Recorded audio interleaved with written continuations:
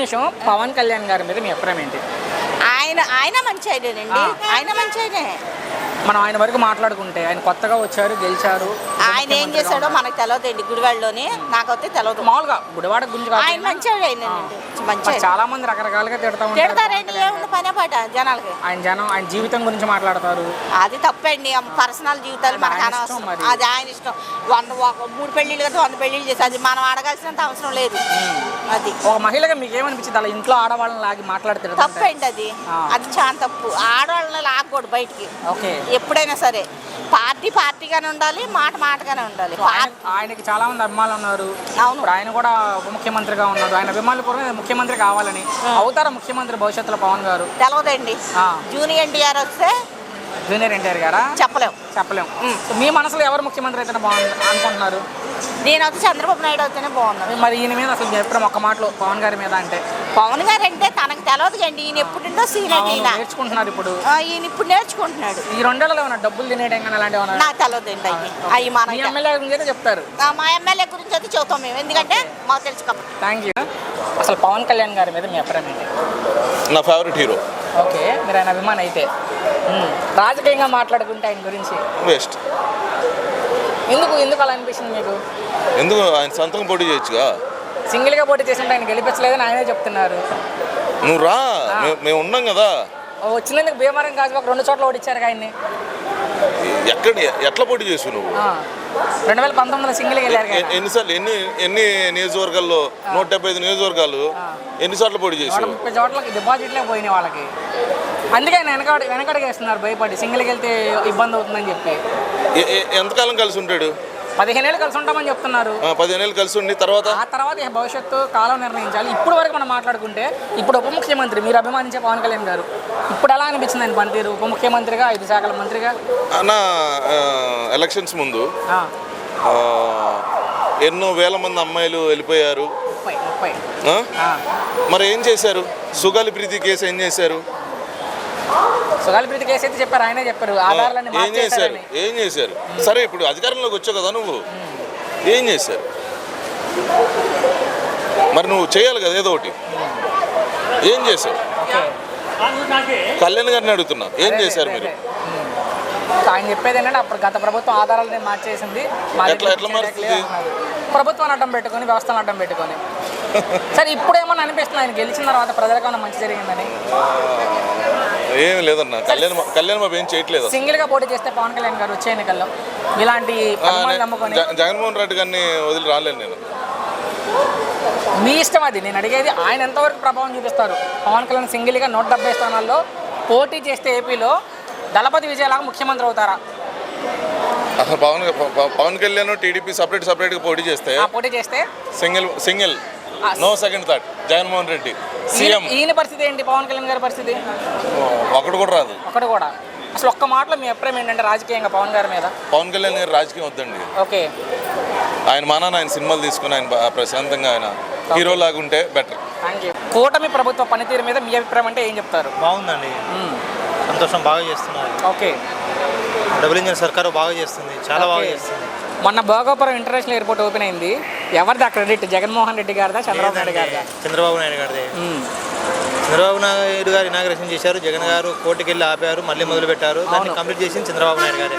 కాబట్టి క్రెడిట్ మొత్తం చంద్రబాబు నాయుడు గారికి ఇవ్వాల్సిందే. అంటే కొబ్బరికాయ కొట్టింది, గుమ్మడికాయ కొట్టింది చంద్రబాబు గారే, కానీ ఎయిర్పోర్ట్ కట్టింది మాత్రం జగన్ గారు అంటున్నారు. జగన్ గారు కానే కాదండి. ఓకే, ఎర్ర బస్సు కూడా పోలేని భోగాపురం ఎయిర్ బస్సు ఎందుకు అనేది వాస్తవమే కదా.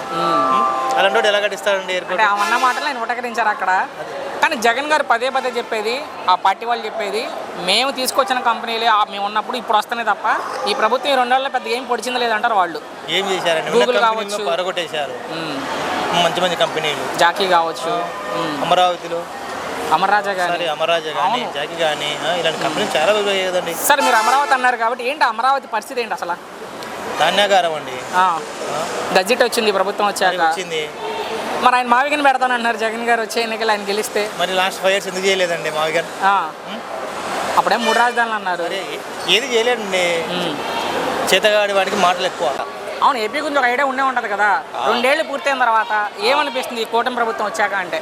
బాగానే ఉంది, దానిలో డౌట్ లేదు. ఓకే, ఈ 2 ఏళ్లలో ఏమన్నా మారిందా అండి ఈ ప్రభుత్వం వచ్చాక? ప్రభుత్వం వచ్చాక చాలా మాట. ఓకే, జగన్ గారి ప్రభుత్వానికి కూటమి ప్రభుత్వానికి ఏంటి తేడా బాబాయ్ మీ ఉద్దేశంలో? అంటే ఈయన చంద్రబాబు నాయుడు గతం నుండి అన్ని డెవలప్ చేసింది. ఉమ్మడి రాష్ట్రానికి కూడా ముఖ్యమంత్రి చేశారు ఆయన. మాకు కూడా ఫస్ట్ లో ఏనే కదా. అవునులే, హైదరాబాద్ కట్టినప్పుడు కూడా, హైదరాబాద్ కావచ్చు. అవునవును. సో ఇప్పుడు మనం చూసుకుంటే ఈ 2 ఏళ్లలో ప్రజలకు ఏమైనా మంచి జరిగింది అనుకుంటున్నారా మీరు? జరిగింది. అసలు మీ ఉద్దేశంలో జగన్ గారికి చంద్రబాబు గారికి ఏంటి తేడా?